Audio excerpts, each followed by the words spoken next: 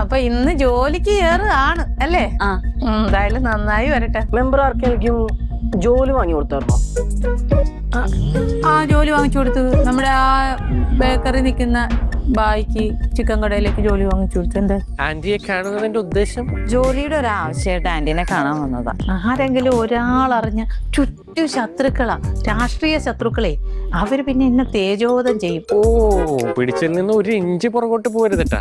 അതാരും അറിയാതെ ഞാൻ നോക്കിക്കോളാം അമ്മായി. അമ്മായിയുടെ പ്രാർത്ഥന മാത്രം മതി എനിക്ക്. അമ്മായിക്ക് എന്നും മോളുടെ കാര്യത്തിൽ പ്രാർത്ഥനയുണ്ട്. മോളെ എന്റെ മോളെ പോലെ തന്നെ, എന്റെ റാണി മോളെ പോലെ തന്നെയാ ഞാൻ കാണുന്നത്. ഇവര് ഈ ബന്ധുക്കളെ മൊത്തം കയറ്റിയാണ്, ഒരു യോഗ്യത ഇല്ലാതെ. ഏതോ ബന്ധുവിന് എന്തോ ജോലി കാര്യങ്ങള് ചെയ്തു കൊടുത്തത് ഞാൻ അറിഞ്ഞു. എനിക്ക് അങ്ങനെ ജോലി മേടിച്ചു കൊടുക്കാൻ മാത്രമുള്ള ബന്ധുക്കൾ ആരും ഇല്ലെങ്കിലോ?